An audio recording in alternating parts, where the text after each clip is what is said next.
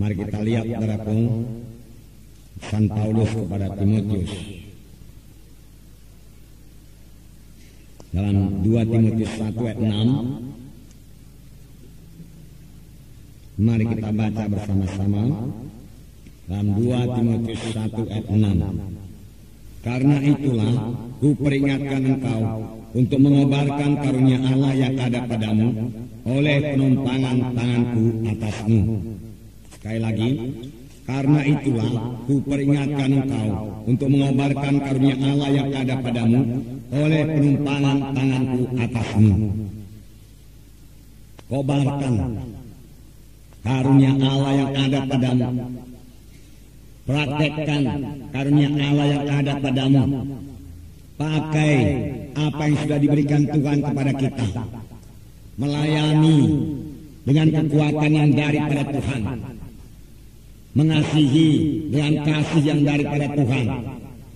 Saudaraku, dengan demikian apa yang sudah diberikan Tuhan itu bisa bertambah-tambah dalam kita. Kalau kita tidak mengobarkannya, saudaraku, apa yang ada pada kita ini pun diambil daripada kita. Jadi, saudaraku, kehidupan rohani kita tidak boleh merosot. Pelayanan kita pun tidak boleh merosot. Paulus mengingatkan Timotius supaya dia mengkobarkan karunia Tuhan itu yang ada padanya. Jadi tidak pasif saja dengan berkata, haleluya Tuhan, terpujilah namamu Tuhan Yesus, aku sedang kau karuniakan karuniamu Tuhan untuk melayani. Puji Tuhan. Tidak sampai sedemikian saja. Kita harus menghidupkan karunia Tuhan dalam kita. Kalau kita sudah mulai perhatikan tangan saudaraku dan orang yang kita letakkan tangan itu sembuh saudaraku, mari langsungkan lagi bertambah-tambah. Tidak biasa-biasa saja. Tidak rutin saja. Sebagaimana dikatakan oleh orang dunia ini, rutin saja, biasa-biasa saja. Dalam Tuhan tidak ada biasa-biasa. Dalam Tuhan kita bertumbuh, atau kalau kita tidak bertumbuh, kita sudah mundur. Doa kita pun tidak bisa biasa-biasa saja. Kalau doa kita biasa-biasa saja, kita akan merosot. Boleh jadi waktunya, saudaraku, biasa-biasa, 1 jam atau jam lebih sedikit, harus tetapkan demikian. Tapi, saudaraku, isi doa itu bertambah hari, bertambah menurut kehendak Tuhan. Bertambah hari, bertambah rohani, bertambah hari, bertambah berkuasa. Apalagi kalau kepada saudara sudah dikaruniakan karunia-karunia Tuhan. Saudara boleh jadi sudah merasakan urapan Tuhan dalam kesaksian saudara. Pimpinan Tuhan dalam pelayanan saudara, itu merupakan karunia Tuhan kepada saudara. Anugerah Tuhan kepada saudara. Kobarkanlah itu, hidupkanlah itu, jalankanlah itu, pakailah itu, saudara. Saudara, ini bukan hanya bagi Timotius saja, tapi bagi kita semua, saudara. Jadi rindukanlah karunia-karunia Tuhan itu. Kalau belum dapat berdoa sungguh-sungguh, Tuhan sudah memanggil saudara untuk melayani. Tentunya Tuhan juga sudah melengkapi saudara untuk melayani. Sebenarnya kalau Tuhan belum melengkapi saudara untuk melayani, saudara sudah lama jatuh meninggalkan pelayanan ini. Berarti Tuhan menopang saudara. Berarti Tuhan telah memberikan anugerahnya kepada saudara. Dan saudaraku, anugerah yang sudah diberikan Tuhan kepada kita, kobarkan itu, kobarkan. Saudaraku, dalam Tuhan ini, saudaraku, Tuhan, saudaraku, hanya mau kalau kita bersungguh-sungguh. Dalam Tuhan yang separuh-separuh hati, yang asal jadi, itu nggak laku, saudara.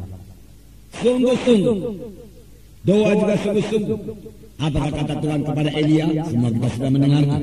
Elia, tunjukkanlah dirimu kepada Ahab. Aku mau menurunkan hujan kepada orang Israel. Sebab aku mau memberi hujan kepada bangsa Israel yang sudah 3 tahun lebih dalam kekeringan. Itu kehendak Tuhan. Mau memberikan hujan. Tetapi apakah yang diperlukan oleh Elia? Pertama, Elia membereskan dulu seberes-beresnya, saudaraku, keadaan bangsa Israel. yang pada waktu itu saudaraku menyembah Baal dan Asitoret. Nah saudara, lalu saudara sudah tahu ceritanya, terjadilah pertandingan di atas Gunung Karmel. Nabi-nabi Baal membuat persembahannya, Elia membuat persembahannya. Tuhan yang menjawab dengan api, itulah Tuhan yang hidup. Nyatanya, saudaraku, tidak ada api turun menyambar persembahan dari nabi-nabi Baal ini yang 850 orang jumlahnya. Api tidak turun, walaupun mereka menyiksa dirinya. Tapi ketika Elia memperbaiki mesbah Tuhan, saudara, dan menaruh persembahannya di atas mesbah itu, kemudian menyiramnya dengan air sebanyak-banyaknya, walaupun air sangat sulit waktu itu, saudaraku, karena hujan sudah 3 tahun tidak turun, mereka mempersembahkan air juga kepada Tuhan, saudaraku, lalu hujan turun, saudaraku. Nah, nanti kita dengar ceritanya, saudaraku. Nah, saudara, kemudian Elia berdoa, Tuhan jawablah, dan Tuhan menjawab dengan api. Segera menghanguskan persembahan Elia dan air itu semua kering semua. Lalu bangsa Israel bertobat dan kembali kepada Tuhan. Huwa itulah Allah, Huwa itulah Allah. Dan Elia berkata, tangkaplah Nabi Baal, Nabi hutan itu, bunuh semua. Dia katakan, lalu mereka dibunuh semua. Sudah, otomatis hujan turun secara tidak. Ini yang perlu kita perhatikan. Otomatiskah saudara karunia Tuhan terus bekerja kepada kita? Tidak. Sering saudara dengar paman berkata, bayar harganya. You have to pay the price. You must pay the price. Apakah diperbuat oleh Elia? Saudaraku, Elia berdoa. Setelah selesai pertempuran itu, saudaraku, dia menang. Nabi-nabi Baal dibunuh semua, dan dia berdoa dengan mukanya di antara kedua lututnya. Mohon supaya Tuhan menggenapi janjinya.